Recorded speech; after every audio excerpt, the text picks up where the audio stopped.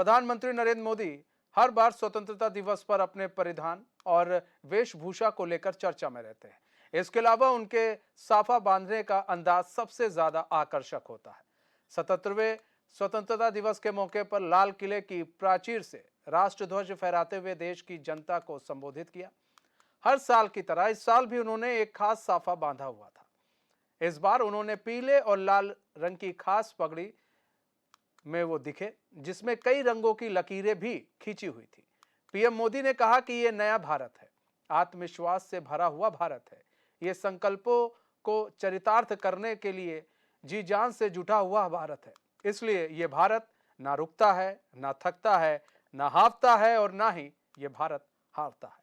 प्रधानमंत्री ने कहा कि यह मोदी की गारंटी है कि भारत अगले 5 वर्षों में दुनिया की शीर्ष 3 अर्थव्यवस्थाओं में अपनी जगह बनाएगा। पीएम मोदी ने कहा कि आज हम गर्व से कह सकते हैं कि नागरिक उड्डयन में सबसे ज्यादा पायलट भारत में है। चंद्रयान मिशन का नेतृत्व महिला वैज्ञानिक कर रही हैं। G20 देश भी महिला नेतृत्व वाले विकास के महत्व को पहचान रहे हैं।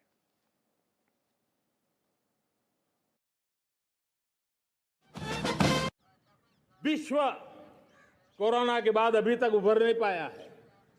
युद्ध ने फिर एक नई मुसीबत पैदा की है। आज दुनिया महंगाई के संकट से जूझ रही है।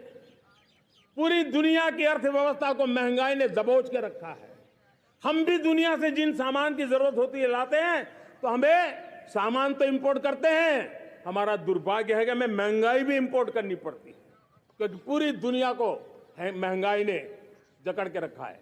लेकिन मेरे प्यारे परिवारजनों, भारत ने महंगाई को नियंत्रित रखने के लिए भरसक प्रयास किए हैं। पिछले कालखंड की तुलना में हमें कुछ सफलता भी मिली है, लेकिन इतने से संतोष नहीं मान सकते। दुनिया से हमारी चीजें अच्छी है, इतने बात से हम सोच नहीं सकते। मुझे तो मेरे देशवासियों को महंगाई की बोझ कम से कम हो, इस दिशा में और भी कदम उठाने हैं और हम उस कदम को उठा के रहेंगे। मेरा बड़े स्तर पर काम हो रहा है। और लेकिन मैं कहना चाहूंगा, 2014 में आपने एक मजबूत सरकार बनाई, और मैं कहता हूं 2014 में और 2019 में आपने एक सरकार फॉर्म की, तो मोदी में रिफॉर्म करने की हिम्मत आई। आपने ऐसी सरकार फॉर्म की कि मोदी को रिफॉर्म की हिम्मत आई। और जब मोदी ने एक के बाद एक रिफॉर्म किए, तो मेरे ब्यूरोक्रेसी के लोग, मेरे लाखों हाथ पैर जो हिंदुस्तान के कोने कोने में सरकार के हिस्से के रूप में काम कर रहे हैं, उन्होंने ब्यूरोक्रेसी ने ट्रांसफॉर्म करने के लिए गांव में 2 करोड़ लखपति दिया, और इसके लिए एक नया अभिगम भेजा। साइंस और टेक्नोलॉजी, हमारे गांव की महिलाओं का भी सामर्थ्य देखता हूं मैं, और इसलिए हम एक नई योजना सोच रहे हैं कि हमारे एग्रीकल्चर सेक्टर में टेक्नोलॉजी आए, एग्रीटेक को बल मिले। इसलिए विमेन सेल्फ हेल्प ग्रुप की बहनों को हम ट्रेनिंग देंगे, ड्रोन चलाने की, ड्रोन रिपेयरिंग की हम ट्रेनिंग देंगे, और हजारों ऐसे विमेन सेल्फ हेल्प ग्रुप को भारत सरकार ड्रोन देगी, ट्रेनिंग देगी, और हमारे एग्रीकल्चर के काम में ड्रोन की सेवाएं उपलब्ध हो। इसके लिए हम शुरुआत करेंगे। प्रारंभ हम 15,000 विमेन सेल्फ हेल्प ग्रुप के द्वारा ये ड्रोन की उड़ान का हम आरंभ कर रहे हैं। लाल किले के प्राचीर से पीएम नरेंद्र मोदी देश को संबोधित उन्होंने किया। पीएम ने मणिपुर का जिक्र करते हुए कहा कि देश मणिपुर के लोगों के साथ है।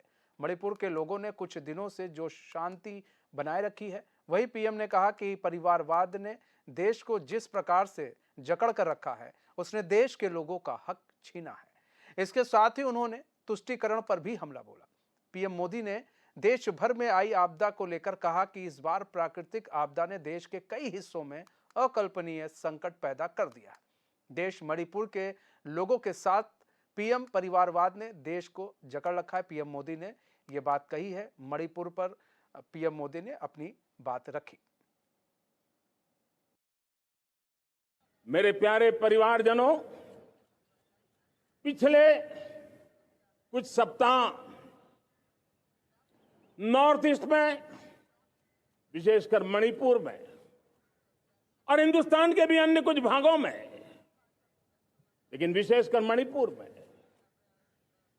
जो हिंसा का दौर चला, कई लोगों को अपना जीवन खोना पड़ा, मां बेटियों के सम्मान के साथ खिलवाड़ हुआ। लेकिन कुछ दिनों से लगातार शांति की खबरें आ रही हैं। देश मणिपुर के लोगों के साथ है। देश मणिपुर के लोगों को पिछले कुछ दिनों से जो शांति बनाए रखी है, उस शांति के पर्व को आगे बढ़ाएं और शांति से ही समाधान का रास्ता निकलेगा। आज मेरे देश के लोकतंत्र में एक ऐसी विकृति आई है जो कभी भारत के लोकतंत्र को मजबूती नहीं दे सकती, और वो क्या है बीमारी?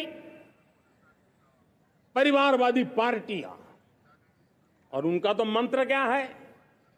Party of the family, by the family and for the family.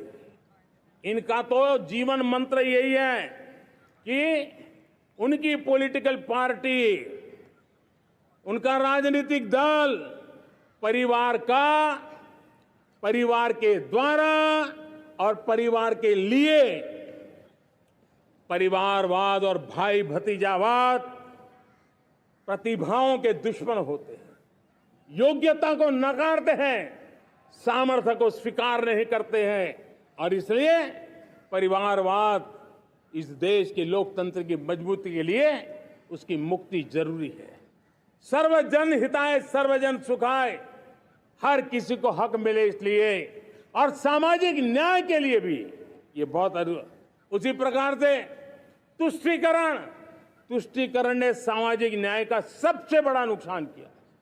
अगर सामाजिक न्याय को तबाह किसने किया है तो ये तुष्टीकरण की सोच, तुष्टीकरण की राजनीति, तुष्टीकरण का सरकारी योजनाओं का तरीका, इसने सामाजिक न्याय को मौत के घाट उतार दिया है।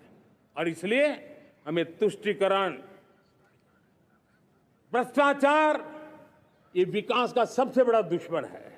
अगर देश विकास चाहता है, देश 2047 विकसित भारत का सपना का साकार करना चाहता है, तो हमारे लिए आवश्यक है कि हम किसी भी हालत में देश में भ्रष्टाचार को सहन नहीं करेंगे। इस मूड को लेकर के चलना चाहिए। इससे बड़ा कोई अवसर नहीं हो सकता।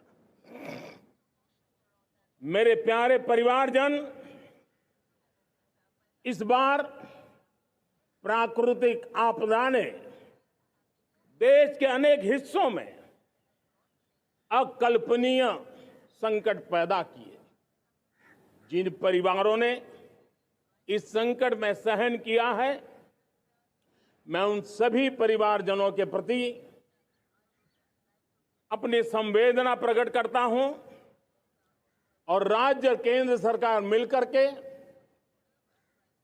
उन सभी संकटों से जल्दी से मुक्त होकर के फिर तेज गति से आगे बढ़ेंगे, ये मैं विश्वास दिलाता हूं।